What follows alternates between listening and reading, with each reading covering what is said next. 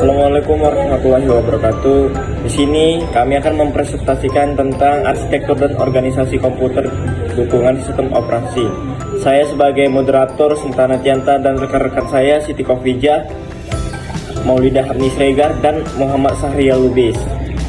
Baik, langsung saja pemateri pertama akan dibawakan oleh rekan saya yang bernama Siti Khofijah. Saya Siti Khofijah, pemateri pertama.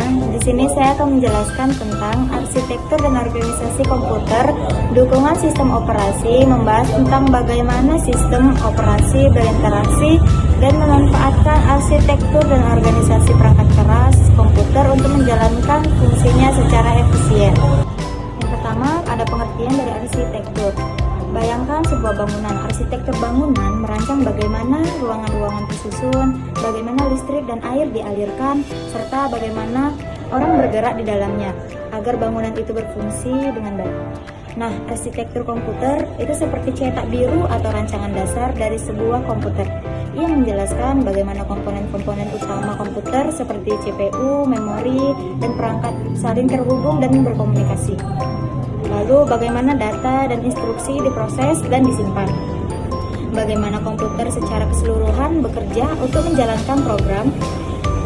Singkatnya, arsitektur komputer adalah rancangan fundamental yang menentukan bagaimana perangkat keras dan perangkat lunak bekerja sama untuk membentuk sebuah sistem komputer yang berfungsi. Yang kedua, ada organisasi komputer. Kita ambil contoh dari sebuah perusahaan. Organisasi komputer itu mirip dengan struktur di dalam perusahaan tersebut. Ini adalah bagaimana berbagai bagian utama di dalam komputer disusun dan bagaimana mereka bekerja sama untuk menjalankan perintah dan proses informasi. Bagian-bagian utama itu sendiri yaitu CPU, lalu RAM, terus perangkat input, perangkat output, sistem bus, memori sekunder atau penyimpanan, contohnya hard disk dan SSD. Jadi organisasi komputer menjelaskan bagaimana semua komponen ini terhubung dan berinteraksi untuk menjalankan tugas-tugas yang kita berikan pada komputer. Mulai dari membuka aplikasi, mulai dari menjelajahi internet, hingga bermain game. Intinya adalah struktur dan kerjasama antar komponen agar komputer bisa berfungsi dengan baik. Materi kedua akan dibawakan oleh saya sendiri. Dukungan sistem operasi. Dukungan sistem operasi adalah arsitektur dan organisasi komputer menyediakan infrastruktur dan mekanisme fundamental yang memungkinkan sistem operasi untuk menjalankan berbagai fungsinya secara efektif. Sistem operasi atau OS bergantung pada arsitektur dan organisasi komputer agar bisa menjalankan fungsinya. Nah, pertama adalah manajemen proses. Manajemen proses adalah mengatur kapan program dijalankan, dijeda, dan dihentikan. Manajemen ini didukung oleh 3 sistem, yaitu CPU, timer yang bantu OS ganti program, dan interrupt buat memberitahu CPU kalau ada hal penting. Contohnya, kamu lagi buka YouTube nih dan Word. OS ngatur biar dua-duanya bisa jalan bergantian dengan cepat, kayak ganti-ganti tugas gitulah. Kedua, manajemen memori. Manajemen memori ini mengatur program mana pakai bagian RAM yang mana, biar nggak saling tabrakan. Ini juga didukung oleh 3, yaitu MMU atau Memory Management Unit. Yang kedua, paging atau segmentation buat bikin sistem memori virtual. Yang ketiga ada SAS biar akses data jadi cepat. Contohnya, kalau RAM kamu 8 GB, OS bantu bagi itu ke beberapa aplikasi biar nggak rebutan. Nah, seperti itu. Selanjutnya akan dibawakan oleh pemateri ketiga. Nah, 3. Manajemen file. OS membantu baca, simpan, atau hapus file. Yang pertama, hard disk atau SSD. Yang kedua, input output, sistem yang mengatur proses baca tulis. Yang ketiga, bus data, buat kirim file antar perangkat. Contoh, kamu simpan file ke Word, OS kasih perintah ke hard disk buat menyimpan ke data tempat yang aman. 4. Manajemen perangkat, OS jadi jembatan antar kamu dan perangkat. Yang pertama, driver buat setiap perangkat. Yang kedua, port dan bus untuk koneksi, misalnya USB. Yang ketiga, dia buat transfer data langsung ke RAM.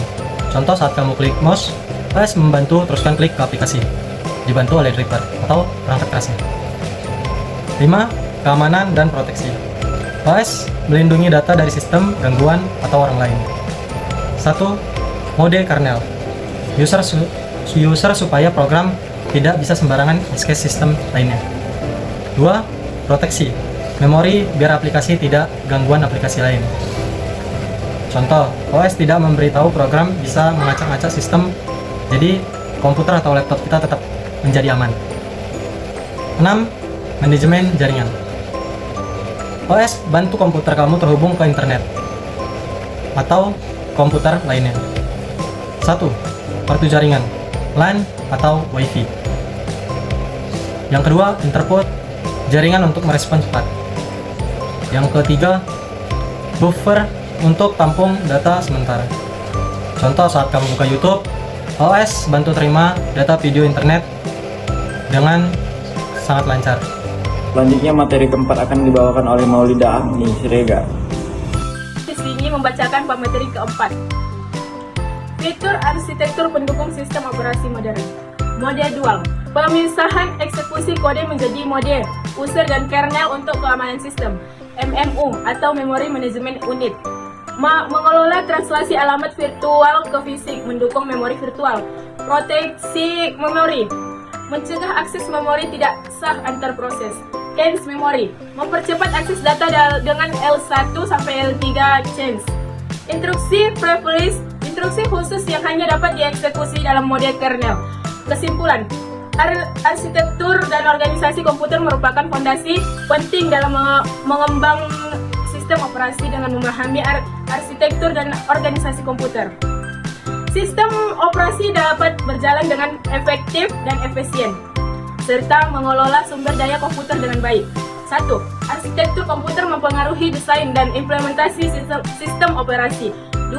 Organisasi komputer menentukan bagaimana komponen-komponen komputer berinteraksi dan bekerja sama. 3. Dukungan sistem operasi memerlukan pemahaman yang baik tentang arsitektur dan organisasi komputer. Baik, sekian dari presentasi kami. Kalau ada salah kata mohon dimaafkan. Wassalamualaikum warahmatullahi wabarakatuh. Terima kasih.